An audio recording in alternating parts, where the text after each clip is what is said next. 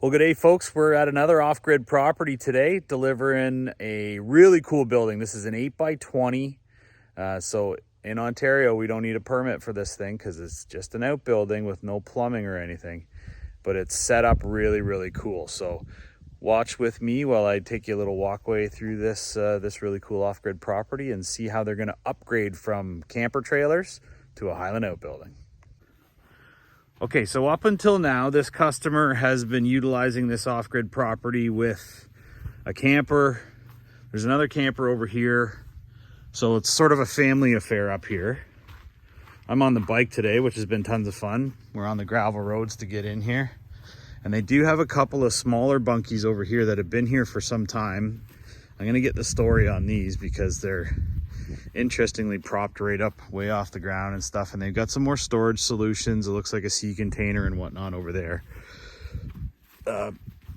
Big winner, the skeeter vac. Look at this thing. Like, we are in serious bug country here, and that thing is just sucking all the bugs up out of here, so that's super cool. But our customer today has done another great job of clearing out lots of space, so the access is really good. But then a nice flat level pad. In this case, they've used just like crushed granite, which will work fine. It is gonna settle a little bit. This is, it's a suitable base for sure. It just doesn't compact as well as the likes of Crusher Run or a gravel would. So the building will settle a little bit on that, but that's no big deal because the buildings are really easy to shim. And today we're shipping in an 8x20. So be patient with us. We're just waiting on Greg. He's a little bit behind me today.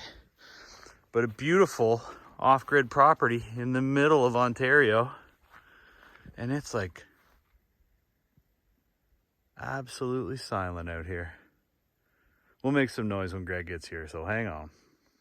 Well, lo and behold, I was out there looking for Greg, and Greg found this place all on his own. We were in the middle of nowhere. So I had sent to pin our kind customer. Greg's like one of those homing pigeons. He just always finds his way. But our customer would give us sort of a landmark, and she met me earlier and sort of drove me in here. I dropped a pin for Greg, and he found us off in the middle of nowhere. I got back on the bike, and he was already in here with the building. So love this guy. So this little 8x20 Algonquin is very similar to some of the other buildings that you've seen, although it's a little bit narrower. So it's an 8-footer wide, but it's 20 feet long. And once we get it off the trailer here, I'll show you what's unique about this. And our customer had some really good ideas about how to utilize this space and get some very specific features within it. And we'll show you in just a little while here. Get this baby down off the trailer and away we go. All right, so here we go. Greg's got the building. Just gonna spin her around here. I'm gonna get out of the way, and we're gonna take it on up here and stick it over onto this pad. We're basically just spinning it around from the orientation it was in because we want our door to be the south facing part of the build.